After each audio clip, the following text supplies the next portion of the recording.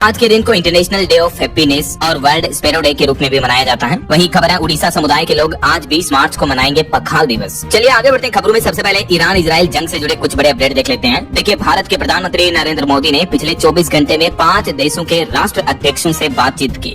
इस दरमियान फ्रांस के राष्ट्रपति मैक्रो से पीएम मोदी बोले कि पश्चिम एशिया में तनाव कम करना जरूरी है। वहीं ओमान के सुल्तान से कहा कि होर्मुज रूट से आवाजाही भी जरूरी है। पीएम मोदी ने कहा कि भारत और ओमान ने तनाव कम करने के लिए संवाद और कूटनीति को प्राथमिकता देने पर भी सहमति जताई है। कतर के अमीर से भी पीएम मोदी ने बातचीत की, होर्मुज सुरक्षा का मुद्दा उठाया और हमलों की भी निंदा की और ईद के त्योहार की भी शुभकामनाएं दी। इधर ईरान ने अब कुवैत की एक बड़ी रिफाइनरी पर जो ड्रोन अटैक किया, ये मुद्दा काफी बड़ा बन चुका है क्योंकि इस ड्रोन अटैक के हमले में भीषण आग से चारों तरफ हड़कंप सा मच गया और इजराइल में भी कई जोरदार धमाके सुने गए। यानी ईरान अब अपने जवाबी हमलों को और बढ़ा चुका है और कतर पर जो ईरान ने हमला किया उस वजह से दुनिया के 12 मुस्लिम देश नाराज हो गए। सऊदी तो बोला कि ईरान हमारे सब्र का इम्तिहान न ले, हमारे पास भी जवाब देने की ताकत है। अमेरिका इजराइल ईरान जंग के 20वें दिन भी ईरान ने कतर के सबसे बड़े गैस प्लांट रास लफान पर हमला किया और इसी के चलते 12 मुस्लिम देशों ने ईरान के खिलाफ ये नाराजगी जताई है। इन देशों ने ईरान से तुरंत हमले रोकने को भी कहा है। ये बयान सऊदी की राजधानी रियाद में हुई बैठक के बाद सामने आया, जिसमें सऊदी अरब, कतर और यूएई समेत दुनिया के कई देशों के नेता शामिल थे। वहीं इन जंग के हालातों के बीच एक बड़ा दावा किया जा रहा कि ईरानी हमले में अमेरिकी F-35 फाइटर जेट को भी नुकसान पहुंचा। इमरजेंसी लैंडिंग कराई गई। ईरान के ऊपर मिशन के दौरान यह हमला हुआ। हालांकि इसका पायलट सुरक्षित बताया जा रहा, लेकिन कहीं न कहीं देखा जाए तो अब ईरान अमेरिका को सीधी टक्कर देने लग गया है। यहाँ तक कि ईरान ने अमेरिका का सुरक्षा कवच भी भेज दिया। अमेरिका के विदेश मंत्री रूबियो के घर के पास भी ईरानी ड्रोन मंडराए। उसके बाद व्हाइट हाउस में भी खलबली मच गई। जहाँ अमेरिका के विदेश मंत्री और रक्षा मंत्री रहते हैं, उनके घर के ऊपर कुछ संदिग्ध ड्रोन दिखाई दिए। फिर अमेरिकी सरकार ने सिक्योरिटी को लेकर इमरजेंसी मीटिंग भी बुलाई और दोनों लीडर्स को दूसरी जगह शिफ्ट करने का विचार किया गया। अमेरिका के वाशिंगटन में ये ईरान के संदिग्ध ड्रोन देखने को मिले हैं। और इस बीच एक बड़ी खबर आ रही कि ईरान ने सऊदी अरब पर हमला किया, मतलब परमाणु जंग का खतरा बढ़ जाएगा क्योंकि फिर इसमें पाकिस्तान की भी एंट्री हो सकती है। कई डिफेंस एक्सपर्ट्स की तरफ से ये भी चेतावनी दी गई है क्योंकि ईरान ने मिडिल ईस्ट के देशों के तेल और गैस पर हमले की चेतावनी दी। तो उसके बाद विशेषज्ञ इस स्थिति को बहुत खतरनाक मान रहे हैं क्योंकि फिर इन हमलों में पाकिस्तान भी शामिल हो सकता है और दुनिया की यह जंग परमाणु हमलों तक पहुंच सकती है। जंग के हालातों के बीच ईरान का एक बड़ा खौफनाक एक्शन देखिए आप। पहली बार ईरान अपने देश के नेशनल रेसलिंग चैंपियन समेत 3 प्रदर्शनकारियों को फांसी की सजा सुनाने जा रहा है। जो ईरान देश का नेशनल लेवल का खिलाड़ी है, उसको भी ईरान सरकार ने फांसी की सजा सुना दी क्योंकि इनका कसूर बस सिर्फ इतना था कि ये विरोध कर रहे थे ईरान सरकार के खिलाफ। तो ईरान गवर्नमेंट के इस फैसले पर दुनिया भर के मानवाधिकार संगठनों ने भी इसको लेकर गंभीर चिंता जताई है। वही देखिए, अमेरिका ईरान युद्ध से एक और संकट बढ़ा। अब पेंटागन ने मांगे $200 अरब। ईरान ने इजराइल फर्स्ट टैक्स कहकर मजाक भी उड़ाया। अमेरिकी रक्षा विभाग यानी पेंटागन ने संसद से ये इतने बजट की मांग की है। तो कहीं न कहीं देखा जाए तो अमेरिका को मुंह तोड़ जवाब मिल रहा है ईरान की तरफ से भी है। तभी तो अमेरिका की रक्षा का बजट भी अब खत्म होते जा रहा है धीरे धीरे। वहीं इधर इजरायली एयर स्ट्राइक में ईरान के इंटेलिजेंस मंत्री की भी मौत हो गई। खुद ईरान के राष्ट्रपति पज़ेश्कियान की तरफ से ये पुष्टि की गई और कई एक्सपर्ट्स का तो ये कहना है कि ईरान भी इस युद्ध में काफी कमजोर हो चुका है, लेकिन फिर भी ईरान इस युद्ध को लंबा खींच रहा है, सरेंडर करने से इनकार कर रहा है क्योंकि ईरान ये चाहता है कि इस जंग को महंगा बनाकर दुश्मन को झुकाने की कोशिश की जा रही है। मतलब समझ रहे हो, ईरान चाहता है कि अमेरिका का ज्यादा से ज्यादा नुकसान हो। पहले ही अमेरिका का रक्षा बजट अब धीरे धीरे कम बढ़ रहा है, तो ईरान हारते हुए भी हार स्वीकार नहीं कर रहा है। यही वजह है कि ईरान अब तक के सबसे बड़े खतरे का सामना कर रहा है। हालांकि इन जंग के हालातों के बीच एक अच्छी खबर आई है। जो पाकिस्तान और अफगानिस्तान के बीच युद्ध चल रहा था, तो दोनों देशों ने 1 सप्ताह तक के लिए सीज फायर का ऐलान कर दिया है। अब ईद के त्योहार के बाद फिर वापस युद्ध शुरू होगा। और हमारे देश में एलपीजी गैस सिलेंडर की किल्लत के बीच केंद्र सरकार ने फिर से बयान देते हुए कहा कि सिलेंडर की पैनिक बुकिंग में थोड़ी कमी आई। ऑनलाइन बुकिंग बढ़कर 94% तक पहुंची। अमेरिका से भी एलपीजी की सप्लाई हो रही है, तो कीमतों में अब और बढ़ोतरी नहीं की जाएगी।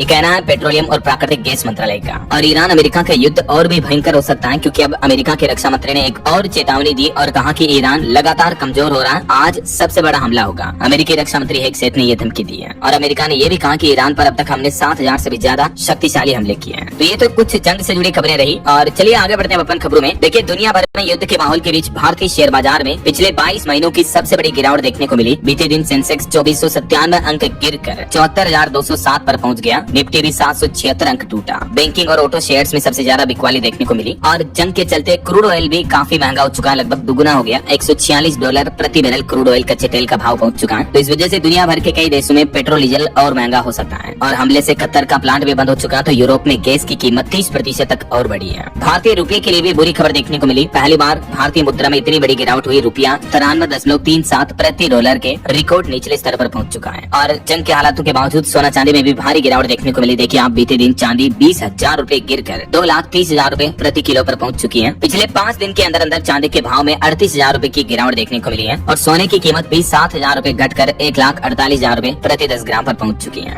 अभी अलग अलग कैरेट के हिसाब से गोल्ड का प्राइस क्या चल रहा है देख सकते हैं आप स्क्रीन पर। और भारत में कई और चीजों में भी महंगाई देखने को मिल रही है, जैसे दिल्ली में ड्राई फ्रूट्स वगैरह की कीमतें बढ़ चुकी हैं। पैरासीटामोल टेबलेट जो आती है दवाई वो भी 47% तक महंगी हो चुकी है, क्योंकि ईरान इजराइल युद्ध की वजह से इनकी सप्लाई ठप पड़ी है। तो चलिए अगली खबर देखिए। देश की राष्ट्रपति द्रौपदी मुर्मू नवरात्रि के पहले दिन उत्तर प्रदेश अयोध्या के राम मंदिर पहुंची, यहाँ श्री राम यंत्र का पूजन किया। इसके साथ ही राष्ट्रपति ने यूपी वृंदावन में भी इस्कॉन और प्रेम मंदिर के दर्शन किए। आज वो संत प्रेमानंद महाराज से भी मिलेंगे। मुख्यमंत्री योगी आदित्यनाथ और राष्ट्रपति मुर्मू ने राम मंदिर में पूजा अर्चना भी की है, तस्वीरें आप देख सकते हैं। इस दरमियान सीएम योगी बोले कि राम मंदिर अब भारत का राष्ट्र मंदिर बन चुका है। अयोध्या में श्री राम यंत्र स्थापना कार्यक्रम के संबोधन में बोले मुख्यमंत्री योगी आदित्यनाथ। और वही खबर है दोस्तों, बीते दिन ईद का चांद नहीं दिखा तो रुयत ए हिलाल कमेटी ने घोषणा की है अब कल 21 मार्च को मनाई जाएगी ईद। कल शनिवार को रहेगा ईद का पर्व। पुराने लखनऊ में भी यातायात बदला रहेगा, इसके चलते लखनऊ में भी कल चांद नहीं दिखा तो 21 मार्च को ईद रहेगी। मौलाना बोले कि दुनिया में शांति के लिए दुआ करें। और इस बार ईद के मौके पर राजस्थान में तो शिया समुदाय के मुसलमानों ने फैसला किया कि ईद की खुशियां नहीं मनाई जाएगी, ना ही नए कपड़े पहनेंगे, ना ही खीर बनाई जाएगी, काली पट्टी बांध करके नमाज अदा करेंगे। राजस्थान में शिया समुदाय के मुसलमान जो ईरान के सर्वोच्च नेता अली खमेनी मारे गए, उनके शोक में ये फैसला लिया है। इस बार ईद के पर्व पर वो कोई खुशियां नहीं मनाएंगे। चलिए अगला अपडेट देखिए। राजस्थान के मुख्यमंत्री भजनलाल शर्मा ने राजस्थान दिवस के मौके पर प्रदेशवासियों को 207 नई रोडवेज बसों की भी सौगात दी, हरी झंडी दिखाई इन बसों को।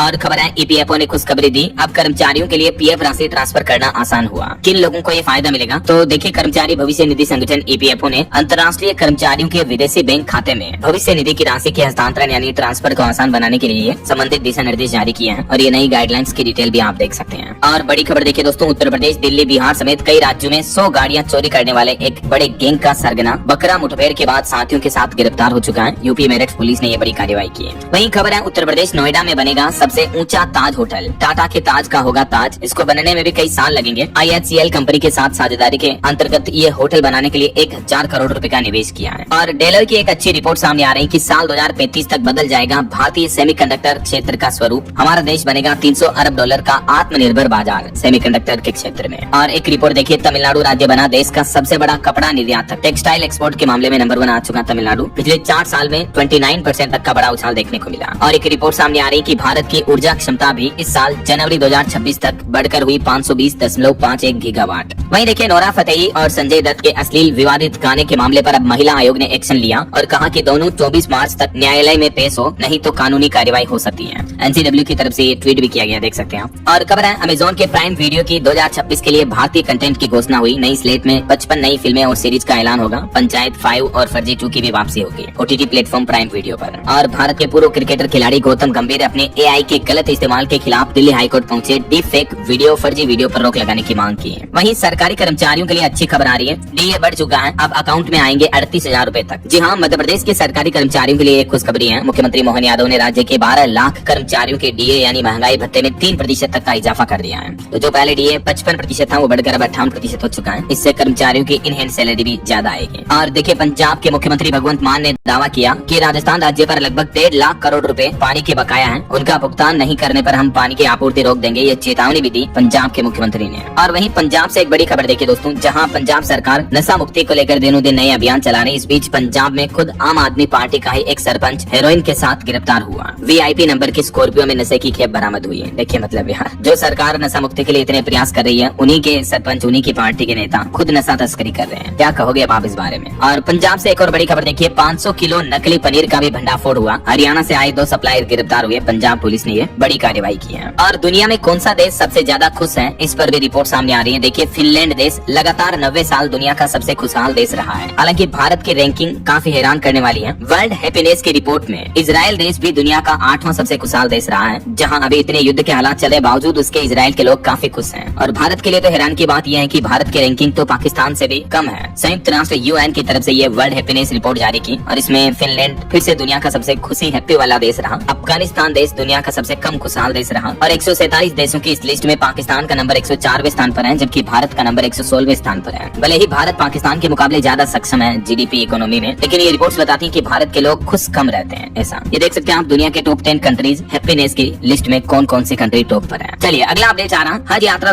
2026 को लेकर एक नया आदेश जारी हुआ है कि पासपोर्ट पहले जमा करने की अब जरूरत खत्म हो चुकी है। आम यात्रियों की तरह अब एयरपोर्ट पर ही पासपोर्ट दिखाना होगा। इस साल दिसंबर तक पासपोर्ट वैध होना जरूरी होगा। हज कमेटी ऑफ इंडिया की तरफ से ये नए नियमों का सर्कुलर जारी कर दिया है। और बड़ी खबर देखिए, छत्तीसगढ़ में अब धर्मांतरण कराने पर यानी धर्म परिवर्तन पर उम्र कैद की सजा होगी। विधानसभा में धर्म स्वतंत्रता बिल पास हुआ, 25 लाख रुपए का जुर्माना लगेगा, मददगारों को भी जेल होगी। छत्तीसगढ़ विधानसभा में ये नया कानून विधेयक पास हो चुका है। और नकली नोटों पर बड़ी खबर देखिए, गुजरात सूरत में लगभग 2.5 करोड़ के नकली नोट पकड़े गए। आश्रम में छापे जा रहे थे नोट। योग टीचर क्रिप्टो में पेमेंट करके चीन से कागज मंगाता था। अहमदाबाद की क्राइम ब्रांच ने ये नकली नोटों के एक बड़े रैकेट का पर्दाफाश किया है। आप भी नोटों का लेन देन करते समय सावधान रहें। ये देखिए, श्री सत्यम योग धाम नाम से आश्रम खोल रखा और आश्रम के अंदर धड़ल्ले से नकली नोट छापे जा रहे, मानो आरबीआई बना रखा है इसको। और वही खबर है, असम के सिंगर जुबिन गर्ग की मौत के मामले में अब सुनवाई के लिए फास्ट ट्रैक कोर्ट बनाई गई। बक्सा जिला जज इसकी अध्यक्षता करेगी। हर दिन सुना जाएगा ये मामला। वहीं भारत के लिए गर्व की बात देखिए, साल 2028 में वर्ल्ड इंडोर एथलेटिक्स चैंपियनशिप की मेजबानी करेगा हमारा देश भारत और इसके साथ ही एशिया का चौथा देश बन जाएगा ये उपलब्धि पाने वाला। उड़ीसा के भुवनेश्वर में इसका आयोजन होगा। अभी तक मेडल नहीं मिला है भारत को इसमें। चलिए अगला अपडेट देखिए, दिल्ली की मंडोली जेल में 3 सप्ताह में 2 कैदियों की मौत से प्रशासन पर उठे सवाल। सुरक्षा निगरानी में लगातार हो रही है लापरवाही। वहीं भारत के आधार कार्ड पर एक रिपोर्ट सामने आ रही कि दुनिया की सबसे बड़ी पहचान व्यवस्था बन चुका है आधार। अब तक हमारे देश में 134 करोड़ से भी ज्यादा यूजर्स का आधार कार्ड बन चुका है। वहीं खबर है, हिमाचल प्रदेश में निजी भूमि से बांस काटने पर अब नहीं लगेगी फीस। पेड़ की श्रेणी से भी बेम्बू बाहर कर दिया गया है। हिमाचल सरकार ने इससे जुड़े अधिनियम यानी कानून में संशोधन बदलाव कर दिया है। खुद हिमाचल प्रदेश में विधानसभा में मुख्यमंत्री सुखविंदर सिंह सुक्खू ने ये घोषणा की है। और खबर है, सरकार ने रेलवे कर्मचारियों को बड़ी राहत दी। ट्रांसफर के बाद भी पुराने क्वार्टर को नहीं छोड़ना होगा। बच्चों की पढ़ाई भी प्रभावित नहीं होगी। रेलवे की तरफ से ये नया नियम लागू कर दिया गया है, क्योंकि बार बार ट्रांसफर से परिवार व बच्चों की पढ़ाई पर असर पड़ता है। तो इस नियम को अभी रेलवे ने 2 श्रेणियों में बांटा है और अगले आदेश तक ये सुविधा जारी रहेगी। देख सकते हैं आप इसके बारे में जानकारी भी। वहीं टेक न्यूज से खबर देखिए, इंस्टाग्राम के रील्स अब पोज भी कर पाएंगे आप। कंपनी ने नया फीचर पेश किया है और ये फीचर पहले के प्रेस एंड होल्ड जेस्चर को रिप्लेस कर देगा। यूट्यूब शॉर्ट्स के जैसे इंस्टाग्राम रील्स को भी अब आप पोज कर पाएंगे। ऐसा टेप टू पोज फीचर मिलेगा। और खबर है, एशिया का सबसे बड़ा MICE केंद्र बनेगा दिल्ली का भारत मंडपम। दूसरे चरण के विस्तार की तैयारियां भी तेज हुई। वहीं दिल्ली की मुख्यमंत्री रेखा गुप्ता के बजट संवाद में दिल्ली के किसानों ने मांगा किसान का दर्जा और भी किसानों से जुड़ी कई अहम मुद्दों पर विशेष चर्चा हुई। वैसे जल्दी दिल्ली की रेखा गुप्ता सरकार अपना दूसरा बजट पेश करेगी। जन संवाद से मिल रहे हैं शिक्षा, खेल और सुरक्षा में सुधार के सुझाव भी। 4 दिन बाद 24 मार्च को दिल्ली की रेखा सरकार अपना दूसरा बजट पेश करेगी। वहीं देखिए, दुनिया के टॉप 30 में एकमात्र भारतीय एयरपोर्ट है IGI दिल्ली का, जिसने 8वीं बार जीता भारत दक्षिण एशिया का सर्वश्रेष्ठ खिताब। दिल्ली के इंदिरा गांधी अंतर्राष्ट्रीय हवाई अड्डे को ये लगातार 8वीं बार सर्वश्रेष्ठ अवार्ड मिला है। और एक बड़ी शर्मनाक खबर देखिए, उत्तर प्रदेश के आगरा की ये घटना है। नकल के पैसे मांगने पर 10वीं के छात्र को पीटा एक टीचर ने। टीचर बोला कि 1400 बच्चों को मैंने नकल कराई तो तेरी कैसे रह गई। मतलब देखिए यार, शर्म आनी चाहिए ऐसे अध्यापकों पर, ऐसे टीचर पर तो, जो शिक्षक के नाम पर धब्बा है समाज में। आगरा में यूपी बोर्ड में एग्जाम में नकल कराने का ये मामला सामने आया है, जहां एक छात्र टीचर के पास नकल के पैसे वापस मांगने पहुंचता। मतलब इस टीचर ने छात्रों से पैसे ले लेकर के उनको खुलेआम नकल कराई थी, देखिए आप। और जब एक स्टूडेंट ने नकल नहीं की, पैसे वापस मांगे, तो टीचर उसको उल्टा पीटने लगा, मारने लगा। मतलब उल्टा चोर कोतवाल को डांटे हैं। कहावत तो सुनी होगी आपने। क्या कहोगे आप, ऐसे टीचर पर क्या कार्रवाई होनी चाहिए? मैं तो कह रहा हूँ इनको नौकरी से हटाकर जेल में बंद करो। ऐसे अध्यापकों से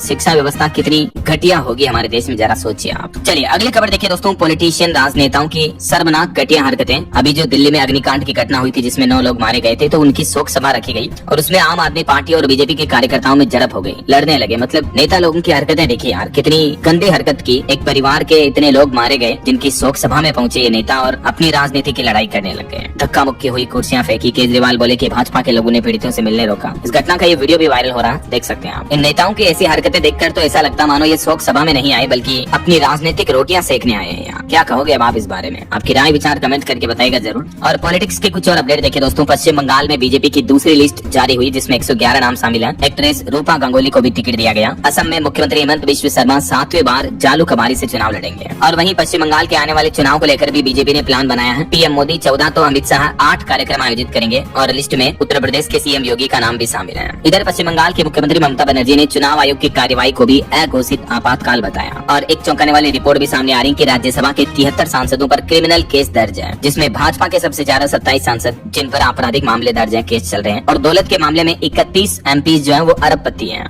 एक BRS सांसद के पास तो 5300 करोड़ की संपत्ति है। देखिए जरा, ये तो वो संपत्ति जो एक नंबर में दिखाई गई है। ADR की रिपोर्ट में ये चौंकाने वाला खुलासा सामने आ रहा कि किस तरह से क्रिमिनल लोग राजनीति में है। 14% अरबपति है, 2 के पास 5000 करोड़ से ज्यादा की संपत्तियां हैं। और खबर है, मध्य प्रदेश में कांग्रेस के मुकेश मल्होत्रा विजयपुर के विधायक बने रहेंगे। सुप्रीम कोर्ट में हाई कोर्ट का फैसला खारिज हुआ। चुनाव आयोग की एक नई पहल देखिए इस बार 85 साल से ऊपर के और दिव्यांग मतदाताओं के लिए घर बैठे मतदान वोट डालने की सुविधा मिलेगी। मीडिया